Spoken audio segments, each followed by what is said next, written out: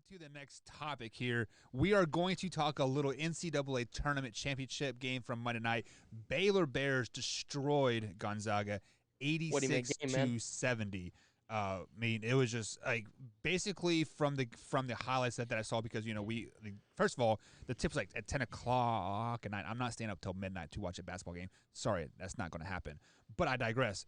But from the highlights that I saw, Baylor basically dominated from tip till the final whistle 100%. Wyatt. Yeah, they never trailed. Yeah. Should we be praising Baylor from the dominating win, or should we be criticizing Gonzaga by not being as good as advertised?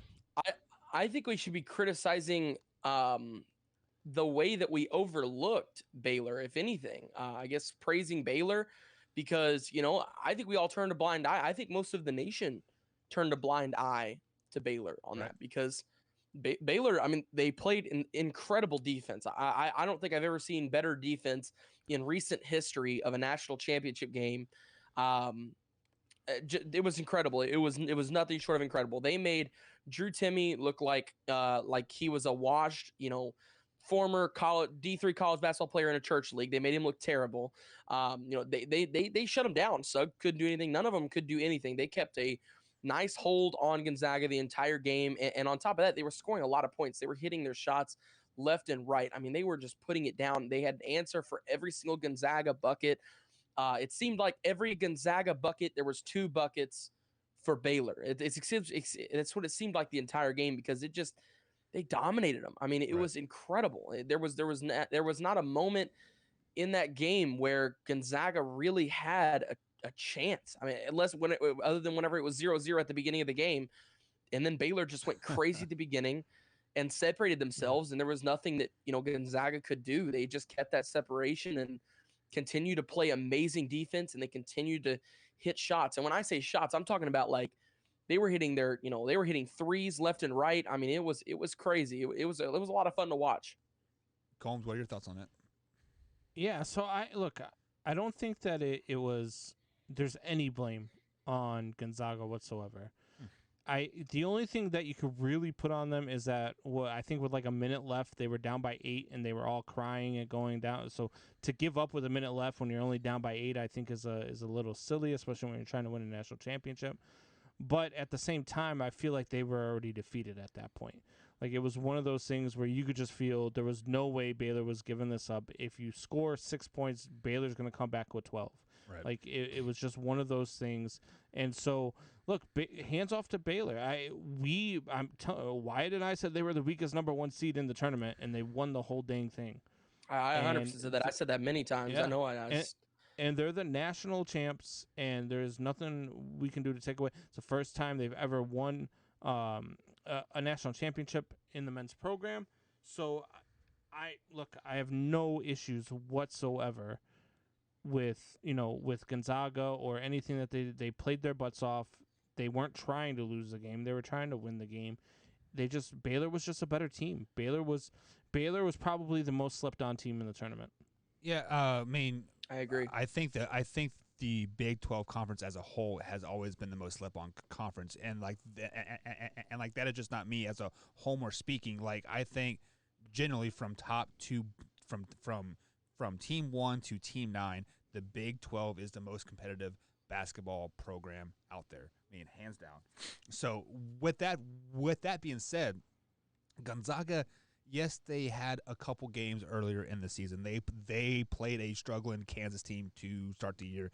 They played a struggling North Carolina team to start the year as well. Other than that, who did they play? If you put Gonzaga in any Power 5 conference, they probably have 4 to 5 losses this season. Yes, they are a good basketball team. Yes, they won 5 games in the tournament. I get that. But the simple fact of the matter is that they are not as good as basketball team or battle tested as Baylor Bears, as Oklahoma State, as Michigan. They won 5 games in this tournament, and they beat some really good teams in this tournament. Who did they beat? They didn't just play. What do you mean? Who did they beat in the tournament? Gonzaga. They beat Oklahoma, which is a really good Creighton. They beat USC. Creighton? They beat UCLA. Come on, Creighton is another team that was overrated. Oh, stop. Sorry, UCLA no. was probably Creighton's the hottest shooting team was in the insane. tournament. I USC will was give you- extremely hot I will at the give time. you UCLA. I will give you UCLA. UCLA should have been Oklahoma? a 2 seed, 100%. Oklahoma is a great defending and shooting team. Oklahoma's a good team. But you say they only beat Kansas and North Carolina. They destroyed Iowa. They Okay. beat West Virginia. They beat Virginia. Their all out of early in conference schedule was really, really good. They beat all BYU in November, right? No. Sorry. They beat BYU in January. They Well, beat that's beat a conference game. Iowa in December. BYU wasn't very good either. They beat BYU was a 6th seed in the tourney. I don't care. Yeah, BYU was They beat good. them 3 times. Iowa was in Congratulations. December. Virginia was in December. I mean, their out-of-conference schedule was not exactly a cakewalk. They beat BYU again in February. Their Like, entire out-of-conference schedule was all Big Ten and Big 12 teams, and the top Big Ten and Big 12 teams. And they were also They were struggling at the scheduled time to play too. Baylor. They were also struggling at that time. Stop. But They you would can't- not have been undefeated if they would have played Baylor. Baylor was clicking on Iowa all I think they beat cylinders. Baylor. Iowa was the regular 8th ranked team in the nation at the time Who was? that they beat them. Iowa. Yeah, they sure was. Virginia was the 15th ranked team in the nation. West Virginia was 13th in the nation. BYU was 23rd in the nation when they played. There was So, also two like, games into the season, and they were struggling big time. The having not a preseason tournament and stuff like that was really hurting these power conferences or these power teams. I mean, did Gonzaga play a preseason tournament? Did I miss something? Or were they playing on a level playing field? They were also like 4 games in before they played anybody good. It doesn't matter. No, Yes, it does matter. Like so you are telling me that if they played Kansas the opening game of the season. Then they played West Virginia in the third game of the season. Kansas In also was between like that, they 5 had all players. they played West Virginia and Iowa back to back. You are like, giving them way too much credit here. Come on, Scombs. I don't think you're Those giving are them some of the enough top credit. teams in the nation. They were also Yeah. struggling. Why, Wyatt? I don't know what They else to were tell you. not. Look, Why do you look, say they were struggling? because because Kansas, for example, they were missing three out of their five starters when they played that game, and then I think they were missing one. they're missing 3, and then Kansas, I believe they lost 2 or 3 games in a row after that as well, and they dropped out of the top 25 until January, I think, when they got hot again and they started to make that push, right? So Kansas was struggling a lot in the first part of the season. Iowa when they lost to Gonzaga, yeah, they were really struggling. They were 6-0. Who do they play though? Iowa's in they the Big played- Ten. They beat North Carolina, Iowa State, Northern Illinois. Like So they were 6-0. I mean, I don't. they You're played gonna make up nobody. every excuse you can to say, oh well, who did they play? Oh, they were struggling. Now I just showed you they weren't struggling. Oh well, they hadn't played anybody. Stop. Okay, so they beat some good teams. You're just not giving them enough credit. let me. I am giving them credit. Like I said, they won 5 games in the tournament, and like that is good for them. But the simple fact of the matter is, like, they wouldn't be in that situation if they were in a better conference. That is all I'm saying. They beat teams from the better conferences. They beat teams from the Big 12. They beat teams from the Big 10. They beat the best teams from the Big 12 and the Big 10. The only team they didn't beat from the Big 12 that was, considerably the best, of course, was Baylor, and that's because Baylor got COVID and they couldn't play. But did Baylor beat them in the championship game?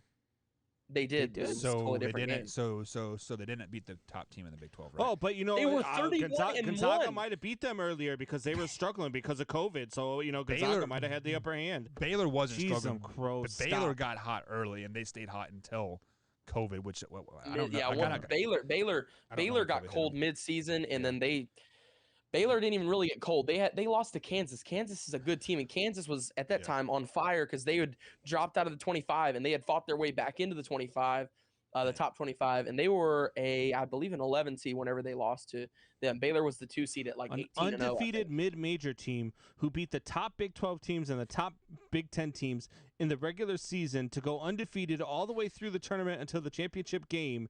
And you're like, lose oh, to- well, yeah, they weren't that good. They were weren't that good. overrated. How many points did they score that game? 33.5. Congratulations. 33.5. What are you? What? Do you guys know how to get underneath?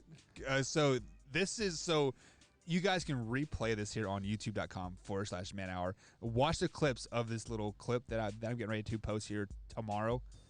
This is 101 of how to get underneath Combs' skin. All right, guys, I opened up the womb. I got the air bubble under the skin, and I'm going to pop that thing coming up in the second hour. So, Combs, you better be ready, my bud. Man Hour Nation, thank you for checking out that clip. If you're interested in watching the full show, the link is in the description. Click on it, hit that like button, share it with a couple friends, and as always, Man Hour Nation, rise up.